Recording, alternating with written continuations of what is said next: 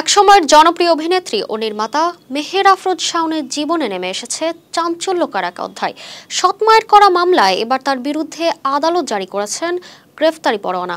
ঘটনার পেছনে রয়েছে পারিবারিক সম্পর্ক, ক্ষমতার দ্বন্দ্ব এবং অপ্রত্যাশিত এক নাটকীয় মোড়। আমি ডিভোর্সি নারী, তাই আমি খারাপ হয়ে গেছি। স্বামী ছাড়া আপনি পরকীয়া করতেছেন, তাতে কোনো সমস্যা নাই। অভিনেত্রী ও নির্মাতা মেহের আফরোজ শাওনের বিরুদ্ধে গ্রেফতারি পরোয়ানা জারি করেছেন ঢাকা মহানগর প্রথম অতিরিক্ত চিফ মেট্রোপলিটন ম্যাজিস্ট্রেট আদালত। 22 এপ্রিল আদালত এই আদেশ দেন।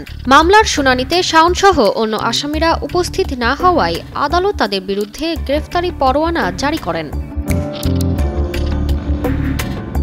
এই মামলার বাদী শাওনের দ্বিতীয় মা নিশি ইসলাম অভিযোগ করেন, শাওনের বাবা যখন নিশিকে বিয়ে করেন, সে ও তার ভাই বোনেরা একত্র হয়ে তাদের বাবা ইঞ্জিনিয়ার মোহাম্মদ আলীর ওপর শারীরিক ও মানসিক নির্যাতন চালান।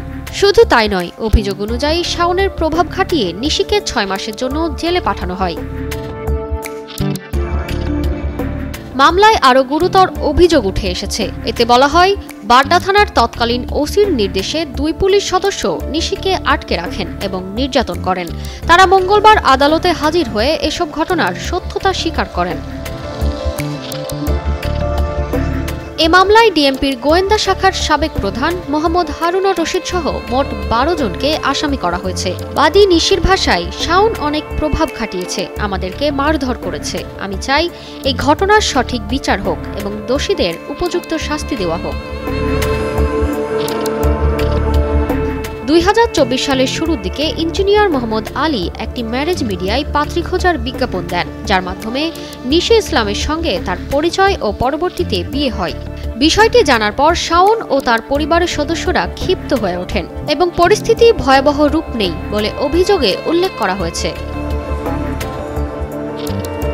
এই মামলার রায় ও তদন্তের অগ্রগতি নিয়ে নেটপাড়ায় তীব্র আগ্রহ তৈরি হয়েছে। তবে অভিনেত্রী শাওন এখনো কোনো প্রতিক্রিয়া জানাননি। মোহাম্মদ আলী আমাকে নিজে বলেছে এবং নিজে দেখাইছে যে তার মেয়েরা তাকে কিভাবে টর্চার করে। তারতিবা ফারুহি, কালের কণ্ঠ।